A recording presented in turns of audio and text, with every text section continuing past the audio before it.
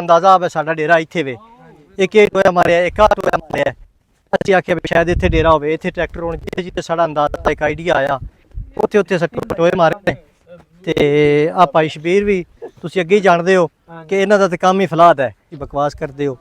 ਜਾਂ ਤੁਸੀਂ ਫਕਤ ਵਿਊਜ਼ ਵਾਸਤੇ ਕਰ ਰਹੇ ਹੋ। ਯਾਰ ਨੇ ਖੁਦਾ ਦਾ ਵਾਸਤਾ ਜਿਹੜੇ ਵਿਊਜ਼ ਅਸਾਂ ਲੈਣੇ ਨੇ ਉਹਦੇ ਨਾਲੋਂ ਮਹਿੰਗਾ ਸਾਡਾ ਇੱਕ ਇੱਕ ਕੱਟਾ ਵੇਖ ਜਾਂਦਾ ਹੈ ਜੀ। अस्सलाम वालेकुम, मैं भी इफ्तिखार ने कुकारा बैक मियाँ फजल दी तो ते अज असी आए हैं, मेरे दोस्त ने नाल अहबाब ने मेरे सारे मेरे नाल आए ने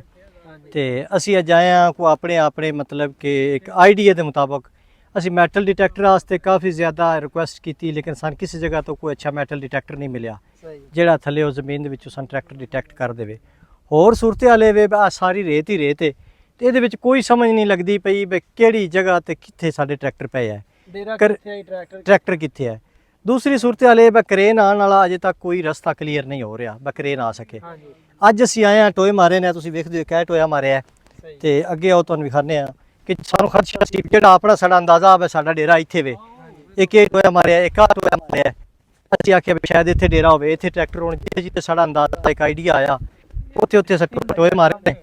ਤੇ ਆ ਭਾਈ ਸ਼ਬੀਰ ਵੀ ਤੁਸੀਂ ਅੱਗੇ ਹੀ ਜਾਣਦੇ ਹੋ ਕਿ ਇਹਨਾਂ ਦਾ ਤਾਂ ਕੰਮ ਹੀ ਫਲਾਦ ਹੈ। ਉਦੋਂ ਜਿਹੜਾ ਇਹਨਾਂ ਕੰਮ ਕੀਤਾ ਸੀ ਲੋਕਾਂ ਨੂੰ ਸਾਰੀ ਰਾਤ ਕੱਢਿਆ ਤੇ ਅੱਜ ਇਹ ਫਿਰ ਮੇਰੇ ਨਾਲ ਆਏ ਨੇ ਜੀ। ਇਹਨਾਂ ਆਖਿਆ ਅਸੀਂ ਤੇਰੀ ਮਦਦ ਕਰਾਉਂਦੇ ਹਾਂ ਤੇ ਬਾਕੀ ਭਾਈ ਜ਼ਰੂਰ ਲੇਕਿਨ ਸਾਨੂੰ ਅਜੇ ਤੱਕ ਕੋਈ ਨਜ਼ਰ ਨਹੀਂ ਆ ਰਿਹਾ ਕਿ ਜਗ੍ਹਾ ਤੇ ਵੀ ਟਰੈਕਟਰ ਤੁਸੀਂ ਲੱਗੇ ਆ ਕਈਆਂ ਤੇ ਕੁਝ ਸਮਝ ਨਹੀਂ। ਕੋਈ ਦੋਸਤ ਕਹਿ ਰਿਹਾ ਸਨ ਯਾਰ ਕਿਵੇਂ ਹੋ ਸਕਦਾ ਰੇਤ ਦੇ ਥੱਲੇ ਟਰੈਕਟਰ, ਤੁਸੀਂ ਬਕਵਾਸ ਕਰਦੇ ਹੋ ਜਾਂ ਤੁਸੀਂ ਫਕਤ ਵਿਊਜ਼ ਵਾਸਤੇ ਕਰ ਰਹੇ ਹੋ। ਯਾਰ ਨੇ ਖੁਦਾ ਦਾ ਵਾਸਤਾ ਜਿਹੜੇ ਵਿਊਜ਼ ਅਸਾਂ ਲੈਣੇ ਨੇ ਉਹਦੇ ਨਾਲੋਂ ਮਹਿੰਗਾ ਸਾਡਾ ਇੱਕ ਇੱਕ ਕੱਟਾ ਵੇਖ ਜਾਂਦਾ ਹੈ ਨਾ, ਸਾਨੂੰ ਕੋਈ ਐਡੀ ਵਿਊਜ਼ਾਂ ਦੀ ਲੋੜ ਹੈ। ਤੇ ਅਸੀਂ ਤੇ ਰਿਕੁਐਸਟ ਕਰ ਰਹੇ ਸਾਂ ਔਰ ਮੈਂ ਦੂਸਰਾ ਇਹ ਦੱਸ ਰਿਹਾ ਸਾਂ ਕਿਸਾਨ ਦਾ ਨੁਕਸਾਨ ਕਿੰਨਾ ਹੋਇਆ ਉਹਨੂੰ ਹਾਈਲਾਈਟ ਕਰ ਰਿਹਾ ਤਾਂ ਕਿ ਨਾ ਅਜੇ ਤੱਕ ਇਸ ਪਿੰਡ ਦੇ ਵਿੱਚ ਨਾ ਕੋਈ ਡੀਸੀ ਸਾਹਿਬ ਆਏ ਨੇ, ਨਾ ਕੋਈ ਉਹਨਾਂ ਆਪਣਾ ਅਮਲਾ ਭੇਜਿਆ ਵੀ ਕੋਈ ਦੇ ਨੁਕਸਾਨਾਤ ਦੇਈਏ ਨਾ ਦੇਈਏ ਲਿਖੀ ਛੜੋ। ਤੇ ਸਾਡੇ ਕੋਲ ਮਾਸ਼ਾਅੱਲਾ 2 MNA ਨੇ, ਲੋਕਾਂ ਕੋਲ ਇੱਕ ਇੱਕ ਵੀ ਨਹੀਂ ਤੇ ਸਾਡੇ ਕੋਲ 2 ਨੇ, मोहतरमा अनीका मेहदी हसन और मोहतरमा सहरा अफजल। गल दोवां नाल ही है। अनीका मेहदी हसन अगर हुकूमत च नहीं तो खाली साडे कोल आके साडे नाल हमदर्दी तो कर सकते ना मैं तुहाडा की हाल है, तुसीं जूझड़े पे हो, तुहाडी हर शै तबाह हो गई है, मेरे वस च कुछ नहीं, लेकिन मैं हमदर्दी दे तौर इस तरह लोग मैंने फ़ोन किए ने। मैं एक दोस्त ने जिन्हें मैंने कॉल की है लक्सी भट्टियां तो उन्हें आख्या भाई जान मेरे को 2 मोटरसाइकिल ने, अगर तुसीं चाहते हो तो मैं तुहानूं एक मोटरसाइकिल देना जिन्ने दिन जरूरत है। एक मेरा दोस्त है लालियां तो उस कॉल की उसके भाई जान मेरे को एक्सीवेटर है, एक्सीवेटर आंदे हो मैं एक्सीवेटर लैके आ जाना, अगर तुसी आंदे हो तो मेरे को ट्रैक्टर खड़ा है ट्रैक्टर लैके आ जाना, जिहड़ी चीज़ तुहानूं चाहिदी है। उस जगह तो लोगों कॉलां कीतियां ने, उन्होंने आख्या जी साडे 1-2 भाई ने उन्होंने कॉल की है जी असीं मजदूर हाँ, असीं होर तेरे नाल कोई हमायत नहीं कर सकते, असीं बेलचा लैके तुहाडे कोल आ जावांगे ते बेलचे नाल तुहाडे कोल खुदाई करां दे ते असीं तुहाडी हमायत करने। तो साडे MP MNA ने अजे तक तौफीक नहीं हुई, मैं जो लोग डुबे पैं तो असीं इन्हां तक पहुँच गए। मोहतरमा अनीका मेहदी हसन नूं वोट भी असां दित्ते है, सहरा अफजल नूं ना दिते, असीं ज़्यादा हल्के वोट मोहतरमा अनीका नूं दित्ते है। तो वह भी साडे कोल आके हाल उस नहीं पुछदा, ये तो हक बनता है मैं साडे कोल आके साडे हालात पूछे भी तुहाडा की हाल है, ठीक है। खाली दिलासा तो दे छड़े ना उस जो भी नहीं दिता। तो दूसरी गल है हुकूमत के विच ने जनाब मोहतरमा सहरा अफजल तारड़ साहब तो उन्होंने भी साडे कोल आके साडा हाल नहीं पूछा जी, आईयां भी नहीं किसी डेरे च बह के पिछे पक्की तक तो चले गए। तीसरा साडे कोल आज़म नज़ीर तारड़ साहब ने वफाकी वजीर कानून ने हैंड ते 3 पावे साडे कोल, काम एक दा भी नहीं आउंदा पिया। अजे तक साडे नाल किसी रबता नहीं किया तो ना ही इन्हां किसानां दा कोई पुरसाने हाल है जिन्हां गरीबां दी ये सारी फसल रुड़ गई है। मेरी उन्हां लोगों की गुजारिश है जिहड़े पिछे रहिंदे पए जिन्हां दी मुंजी ते पानी चढ़ गया ना उत्थे डुबे ने 1 साल वास्ते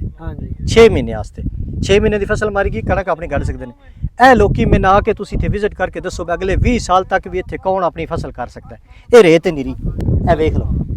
ਉਹ ਦਰਿਆ ਕਹਿੰਦੇ ਨਹੀਂ ਮੇਰੀ ਉੜਦੀ ਰੇਤ ਤੇ ਤਨਜ਼ ਨਾ ਕਰ, ਠੀਕ ਹੈ। ਕੁਝ ਲੋਕੀ ਇਸ ਉੜਦੀ ਰੇਤ ਔਰ ਸਾਡੇ ਤੇ ਤਨਜ਼ ਕਰਦੇ ਨੇ ਹੁਣ ਤੁਸੀਂ ਦਰਿਆ ਤੇ ਵਿੱਚ ਕਬਜ਼ਾ ਕਿਉਂ ਕੀਤਾ ਆ, ਇਹ ਜ਼ਮੀਨ ਸਾਰੀ ਦਰਿਆ ਦੀ ਆਈ ਜਾਂ ਇਹ ਡੇਰੇ ਸਾਰੇ ਦਰਿਆ ਦੇ ਹੈ। ਦਰਿਆ ਇੱਥੋਂ 3 ਕਿਲੋਮੀਟਰ ਦੂਰ ਹੈ। ਜੇ ਤੁਹਾਨੂੰ ਫਰਦਾਂ ਚਾਹੀਦੀਆਂ ਤਾਂ ਮੇਰੇ ਨਾਲ ਪਰਸਨਲੀ WhatsApp ਤੇ ਰਾਬਤਾ ਕਰੋ ਤੇ ਮੈਂ ਤੁਹਾਨੂੰ ਫਰਦਾਂ ਦੇਣਾ ਇਸ ਜ਼ਮੀਨ ਦੀਆਂ। ਇਹ ਜ਼ਮੀਨ ਸਾਡੀ ਮਲਕੀਅਤ ਹੈ,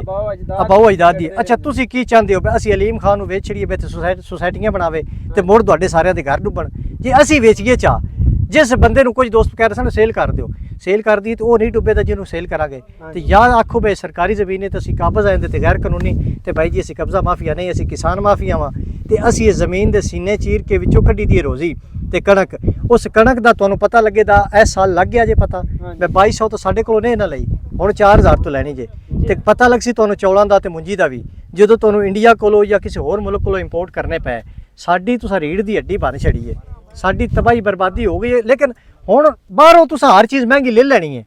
ਸਾਨੂੰ ਕੋਈ ਚੀਜ਼ ਤੁਸੀਂ ਕਿਸਾਨ ਦਾ ਫਾਇਦਾ ਬਾਹਰ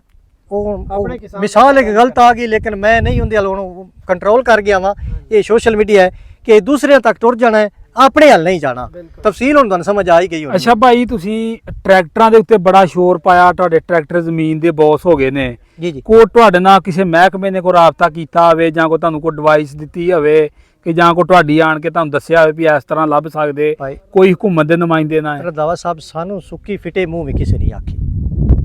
ਮੈਂ ਤੁਹਾਡੀ ਫਿੱਟੇ ਮੂੰਹ ਹੈ ਸਾਨੂੰ ਸੁੱਕੀ ਫਿੱਟੇ ਮੂੰਹ ਵੀ ਕਿਸੇ ਨਹੀਂ ਆਖਿਆ ਆਪਣੀ ਹੱਦ ਤੱਕ ਸਾਰੇ ਬੈਠੇ ਨੇ ਇਹ ਹੁਣ ਮੇਰਾ 50 ਲੱਖ ਦੇ ਟਰੈਕਟਰ ਨੇ 60-70 ਲੱਖ ਦਾ ਜਿਹੜਾ ਟੋਟਲ ਮਲਬਾ ਥੱਲੇ ਆਇਆ ਪਿਆ ਰੂਟਾਵੇਟਰ ਲੇਜ਼ਰ ਸਾਰਾ ਕੁਝ ਤੇ ਮੁਕੰਮਲ ਬਰਬਾਦੀ ਹੈ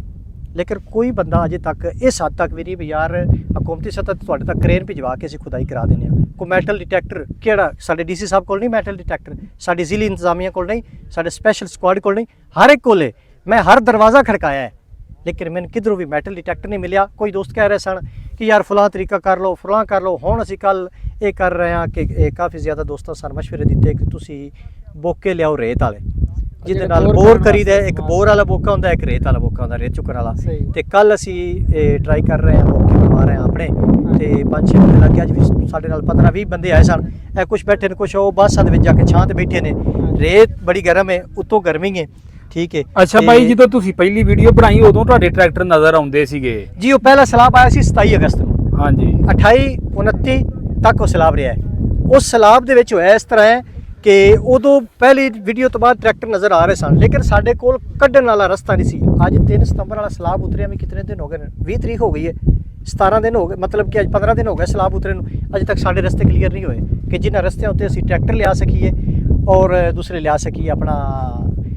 ਕੋਈ ਐਕਸੀਵੇਟਰ ਕੁਝ ਦੋਸਤ ਇੱਕ ਸਵਾਲ ਕਰ ਰਿਹਾ ਸੀ ਕਿ ਯਾਰ ਇਤਨੀ ਜਲਦੀ ਪਿੱਛੋਂ ਰਸਤੇ ਨਹੀਂ ਕਲੀਅਰ ਹੋ ਰਹੇ ਇੱਥੇ ਕਿਵੇਂ ਤੁਸੀਂ ਜ਼ਮੀਨ ਖੁਸ਼ਕ ਹੋ ਗਈ ਸਲਾਬ ਕਿਦੋਂ ਆਇਆ ਉਹ ਭਾਈਜਾਨ ਜਿਹੜੀ ਰੇਤ ਹੁੰਦੀ ਉਹ ਸਭ ਤੋਂ ਪਹਿਲੇ ਖੁਸ਼ਕ ਹੁੰਦੀ ਹੈ ਔਰ ਪਿਛਲੇ ਜਿਹੜੇ ਰਸਤੇ ਹੁੰਦੇ ਨੇ ਮਿੱਟੀ ਵਾਲੇ ਉਹ ਜ਼ਿਆਦਾ ਖਰਾਬ ਹੁੰਦੇ ਨੇ ਤੇ ਛੋਟੇ ਛੋਟੇ 2 ਨਾਲੇ ਨੇ ਸਾਡੇ ਪਿੱਛੇ ਸੇਮ ਨਾਲੇ ਨੇ ਗੰਦੇ ਉਹਨਾਂ ਉੱਤੇ ਪੁਲ ਕੋਈ ਨਹੀਂ ਪੁਲ ਇੱਕ ਜ਼ੇਰੇ ਤਮੀਰ ਸੀ ਉਹ ਢਹਿ ਗਈ ਹੈ ਉਹ ਪੁਲ ਸਾਡੇ ਕੋਲ ਹੈ ਕੋਈ ਨਾ ਵੀ ਜਿੱਥੇ ਉੱਤੇ ਅਸੀਂ ਗੁਜ਼ਾਰ ਕੇ ਲੈ ਆਈਏ ਸਾਡੇ ਕੋਲ ਕੋਈ ਸੂਰਤ ਹਾਲ ਨਹੀਂ ਇਸ ਜ਼ਮੀਨ ਤੱਕ ਪਹੁੰਚਣ ਦੀ ਬਾਕੀ ਇਹ ਧਿਆਨ ਚੈੱਕ ਕਰਾ ਦੇਣੇ ਜਿਹੜੇ ਇਹਨਾਂ ਨੇ ਇੱਥੇ ਖੱਡੇ ਮਾਰੇ ਨਾ ਅਗਰ ਤੁਸੀਂ ਰੇਤ ਦੀ ਗੱਲ ਕਰ ਨਾਲੇ ਭਾਈ ਇਹ ਵੇਖੋ ਨਾ ਟਰੈਕਟਰ ਕਿੱਡੇ ਕਿੱਡੇ ਉੱਚੇ ਨੇ ਉਹ ਜ਼ਮੀਨ ਦੇ ਥੱਲੇ ਚਲੇ ਗਏ ਗੱਲ ਇਹ ਵੇ ਆ ਮੈਂ ਰੇਤ ਦੇ ਵਿੱਚ ਆ ਚਲਾ ਗਿਆ ਠੀਕ ਹੈ ਤੇ ਅਜੇ ਤੱਕ ਜਿਹੜੇ ਕਹਿ ਰਹੇ ਸਨ ਕਿੰਨੇ ਫੁੱਟ ਪਈ ਹੈ ਰੇਤ ਠੀਕ ਹੈ ਇੱਥੇ ਮੁੰਜੀ ਲੱਗੀ ਹੈ ਥੱਲੇ ਤੇ ਅਜੇ ਤੱਕ ਆ ਹੁਣ ਵੇਖ ਲਓ 3-4 ਫੁੱਟ ਹੈ ਵੇ ਹਾਈਟ ਠੀਕ ਹੈ ਇਹ ਅੱਗੇ ਰੇਤ ਸਾਰੀ ਥੱਲੇ ਇਹ ਥੱਲੇ ਰੇਤ ਆ ਰਹੀ ਹੈ ਪਾਣੀ ਵਾਲੀ ਸਾਰੀ ਰੇਤ ਔਰ ਅਜੇ ਮਜ਼ੀਦ 5 ਫੁੱਟ ਥੱਲੇ ਰੇਤ ਹੈ ਠੀਕ ਹੈ ਜਿਹੜੇ ਕਹਿ ਰਹੇ ਸਨ ਵੀ ਕਿਵੇਂ 8 ਫੁੱਟ ਤੇ ਕਿਵੇਂ 10 ਫੁੱਟ ਤੇ ਹਰ ਜਗ੍ਹਾ ਤੇ 10-12 ਫੁੱਟ ਨਹੀਂ ਪਈ ਇਹ ਥੱਲੇ ਵਾਲੇ ਏਰੀਏ 4 ਫੁੱਟ ਵੀ ਹੈ 3 ਫੁੱਟ ਵੀ ਹੈ ਕਿਧਰੇ 3-4 ਇੰਚ ਵੀ ਹੈ ਲੇਕਿਨ ਕੁਝ ਜਗ੍ਹਾ ਐਸੀਆਂ ਨੇ ਜਿੰਦੇ ਉੱਤੇ 8-8 ਫੁੱਟ ਰੇਤ ਪੈ ਗਈ ਇਹਨਾਂ ਟਰੈਕਟਰਾਂ ਦੇ ਉੱਤੇ ਕਮ ਸੇ ਕਮ ਹੁਣ 5 ਤੋਂ 8 ਫੁੱਟ ਰੇਤ ਦਾ ਸਾਨੂੰ ਖਦਸ਼ਾ ਹੈ ਜਿਹੜੀ ਚੜ ਗਈ ਹੈ ਤੇ ਜਿੱਥੇ ਸਾਡਾ ਇੱਕ ਅੰਦਾਜ਼ਾ ਅਸੀਂ ਉੱਥੇ ਟੋਏ ਮਰਾਏ ਨੇ ਲੇਕਿਨ ਸਾਨੂੰ ਕੋਈ ਚੀਜ਼ ਨਜ਼ਰ ਨਹੀਂ ਆਈ ਹੁਣ ਧੁੱਪ ਦੇ ਵਿੱਚ ਹਾਲਤ ਕੋਈ ਨਹੀਂ ਪਿਆਸ ਵੀ ਬੜੀ ਲੱਗੀ ਪਈ ਹੈ ਤੇ ਉਹ ਦੂਰ ਜਿਹੜਾ ਡੇਰਾ ਹੈ ਨਾ ਉਸ ਦੇ ਉੱਤੇ ਇੱਕ ਨੜਕਾ ਖਲਾਇਆ ਬਾਕੀ ਹੈ ਉਹ ਬਚੇ ਅਸੀਂ ਤੇ ਮੈਨੂੰ ਵੀ ਹੁਣ ਅੱਖੋਂ ਤੇ ਘੁੱਟ ਪਾਣੀ ਦਾ ਪੀ ਲਈਏ